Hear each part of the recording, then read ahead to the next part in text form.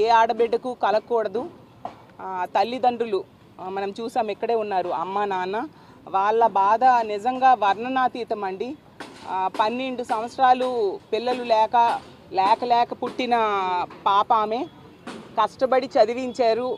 మరొక నెల రోజుల్లో కోర్స్ కంప్లీట్ అయిపోయి ఫార్మసీ విద్య కంప్లీట్ అయిపోయి ఉద్యోగంలో జాయిన్ అవ్వాల్సిన అమ్మాయి ఈరోజు ఇలాగా ఆత్మహత్య యత్నం చేసుకొని బెడ్ మీద అచేతనంగా పడి ఉంది అంటే ఎంత దారుణం. దీనికి కారణం ఎవరు? నిజంగా సమగ్రమైన దర్యాప్తు జరుగుతుందా? ఆమె సూసైడ్ నోట్ కూడా చదవడం జరిగింది. ఆ దీపక్ అనే వ్యక్తి, ఇక్కడ కిమ్స్ హాస్పిటల్లో ఏజీఎంగా పనిచేస్తున్న దీపక్ అనే వ్యక్తి దారుణంగా ఆమెకి మోసం చేసి బ్లాక్మెయిల్ చేయడం జరిగింది. ఆడపిల్లలకి రక్షణ లేదు, ఇవన్నీ కూడా ఆవిడ ఆ లేఖలో ప్రస్తావించడం జరిగింది. ఎంత దారుణం! ఆమె బాధ ఆ లేఖలో ప్రతి అక్షరంలో కూడా కనిపిస్తూ ఉంది. అంత దారుణంగా వేధించి ఈరోజు ఆమె ఈ ఆత్మహత్యాయత్నం చేసుకోవడానికి కారకుడయ్యాడు ఆ దీపక్ అనే వ్యక్తి. దీనికి సరైన స్పందన ప్రభుత్వం కానీ, పోలీసులు కానీ, హాస్పిటల్ యాజమాన్యం కానీ ఉందా అని నేను అడుగుతూ ఉన్నాను. విద్యార్థి సంఘాలు ధర్నాలు చేస్తే, అలాగే మా ఇన్ఛార్జ్ గారైన భరత్ గారు దీని మీద మాట్లాడితే అప్పుడు కొంచెం స్పందించి కేసు పెట్టడం జరిగింది. ఇంత దారుణమా, ఇంత నిర్లక్ష్యమా ప్రభుత్వానికి? ఆడపిల్లలకి రక్షణ లేదా? ఈ ఆంధ్రప్రదేశ్ రాష్ట్రంలో చూస్తూ ఉంటే అడుగడుగునా ఏదో ఒక సంఘటన మనం చూస్తూ ఉన్నాం. ఆ పాప విషయంలో మనకి క్లియర్గా ఇన్వెస్టిగేషన్ సరిగ్గా జరగట్లేదు అనేది అర్థమవుతుంది. ఇదే హాస్పిటల్లో ఆమె ఆ ఇంజెక్షన్ చేసుకుంది. సీసీటీవీ ఫుటేజ్ ఇప్పటికి కూడా ఇవ్వట్లేదు తల్లిదండ్రులకి. ఇస్తే ఏం జరిగిందో తెలుస్తుంది కదా. ఆ మెడిసిన్ కూడా చాలా డేంజరస్ మెడిసిన్ అంట. అది వాళ్ళంతటి వాళ్ళు ఇచ్చుకోలేరని చాలామంది డాక్టర్స్ చెప్పడం జరిగింది. మరి వేరే వ్యక్తులు చేశారా? ఇది నిజంగా ఆమంతటా ఆమె చేసుకుందా? వేరే వాళ్ళు ఆమెని చంపడానికి ఇలా చేశారా? ఇవన్నీ బయటకు రావాలంటే సీసీటీవీ ఫుటేజ్ బయటకు రావాలి కదా. ఇందాకే వాళ్ళ తల్లిగారు చెప్పడం జరిగింది, ఆమె రూమ్మేట్స్ని కూడా ఇంతవరకు కూడా ఎవరితో మాట్లాడనివ్వట్లేదు అనేసి. ఎంత దారుణం! నిజాలు ఎలా బయటకు వస్తాయి? ముఖ్యమంత్రి గారు ఉన్నారు, డిప్యూటీ సీఎం గారు ఉన్నారు, హోమ్ మినిస్టర్ గారు ఒక మహిళ ఉన్నారు. దీని మీద ఎంత 10 రోజులైంది. 23వ తేదీ జరిగింది, ఈరోజు 1వ తేదీ. ఏమి స్పందించారు వాళ్ళు? మొన్ననే ముఖ్యమంత్రి గారు పోలవరం చూడడానికి వచ్చారు. అదే స్పెషల్ ఫ్లైట్లో పక్కనే కదా ఇక్కడికి వచ్చి ఆ అమ్మాయి కుటుంబాన్ని పరామర్శించి ఆ అమ్మాయిని చూస్తే బాగుండేది కదా. వాళ్ళకి ఎంత ధైర్యం ఉండేది. డిప్యూటీ సీఎం గారు పక్కనే ఉంటారు, పక్క నియోజకవర్గం దగ్గరలోనే. అతను ఏమన్నారు? ఆడవాళ్ళకి ఎవరైనా వేధిస్తే తాట తీస్తానని చెప్పారు. ఆవిడ అంత క్లియర్గా ఆ సూసైడ్ నోట్లో రాయడం జరిగింది. ఎంత ఘోరంగా దీపక్ అనే వ్యక్తి వేధించి విసిగించాడు, ఎంత దారుణంగా మోసం చేశాడు అనేసి. మరి ఆ దీపక్ తాట తీయాలి కదా. అంటే టీడీపీ వ్యక్తి, టీడీపీ సింపథైజర్ అయితే వాళ్ళని ఇంకేమీ వీళ్ళు దండించరా? బాధితులకు న్యాయం చేయరా? హోమ్ మినిస్టర్ గారు పక్క జిల్లాయే. మరి ఆవిడ వెంటనే, ఒక మహిళా హోమ్ మినిస్టర్, ఆవిడ వెంటనే వచ్చి కుటుంబానికి ధైర్యం చెప్పాలి కదా. ఆ పాపకి మెరుగైన వైద్యం ఆ అమ్మాయికి ఇవ్వాల్సిన అవసరం ఉంది కదా. అవేవి ఇందులో కనిపించట్లేదు. అడుగడుగునా ఎన్నో సందేహాలు, ఎన్నో ప్రశ్నలు ఈ ఎపిసోడ్ మొత్తంలో కనిపిస్తూ ఉంది. తక్షణమే మా వైఎస్ఆర్ కాంగ్రెస్ పార్టీ తరఫున మేము డిమాండ్ చేస్తూ ఉన్నాం, ఆ సీసీటీవీ ఫుటేజ్ బయటకు తీసుకురావాలి. ఆ పాపకి మెరుగైన వైద్యం అందాలంటే ఇదే హాస్పిటల్లో ఈ సంఘటన జరిగితే అక్కడే వైద్యం చేస్తుంటే ఏమి సరైన వైద్యం అందుతుంది? 3 men కమిటీ వేశారట డాక్టర్స్తోని.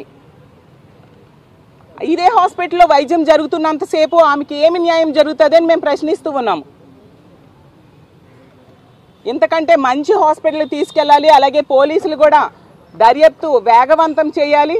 ఆ సీసీటీవీ ఫుటేజ్ని బయటికి తీసుకురావాలి.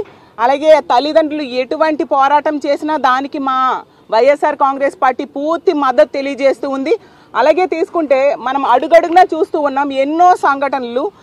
టీడీపీ వ్యక్తులు దీని కారకులు అయితే ప్రతి దగ్గర కూడా అక్కడ వాళ్ళని రక్షించడానికే ఈ ప్రభుత్వం ప్రయత్నిస్తూ ఉండే పరిస్థితి మనం ఎన్నో సంఘటనల్లో చూసాం.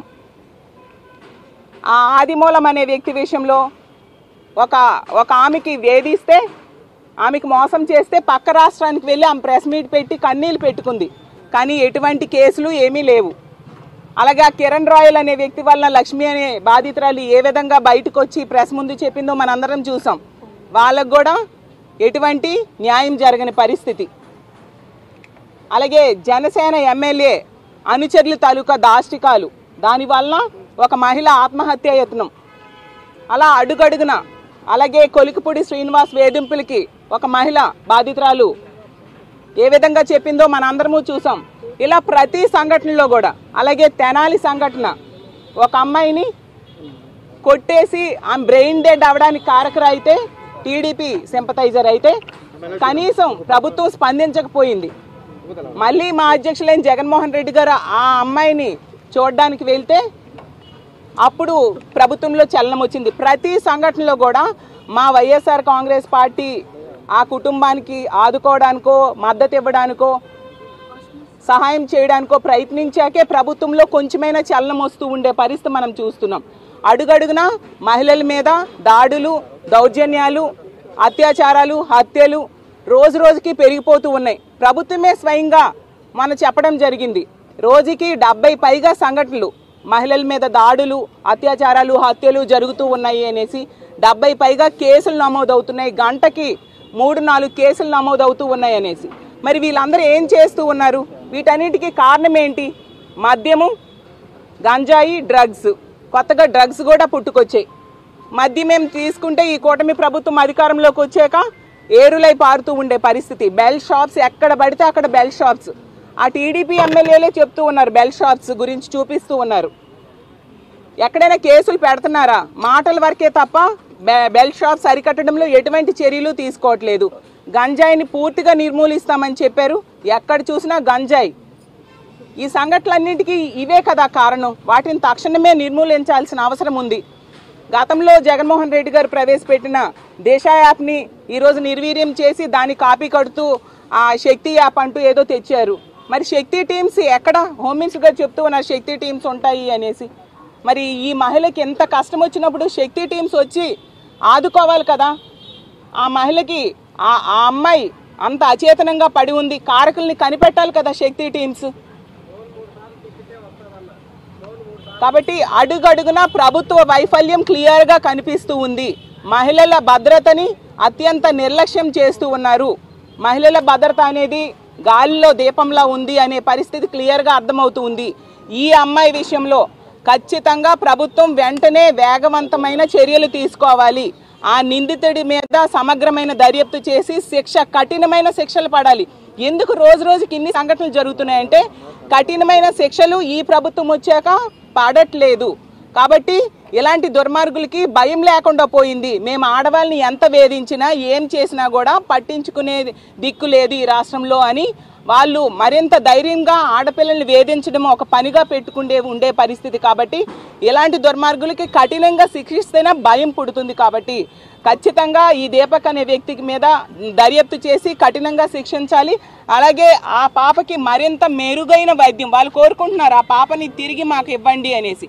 మెరుగైన వైద్యం అందించి ఆ పాప మళ్ళీ తిరిగి వచ్చేట్టుగా చేయాల్సిన బాధ్యత ప్రభుత్వం మీద అలాగే పోలీసుల మీద కూడా ఉందని తెలియజేస్తున్నాను. అలాగే మా పార్టీ తరఫున ఈ కుటుంబం ఎటువంటి పోరాటం చేసినా దానికి పూర్తి మద్దతుగా మేము ఉంటామని కూడా తెలియజేస్తున్నాను. అలాగే మా భరత్ గారు మొన్ననే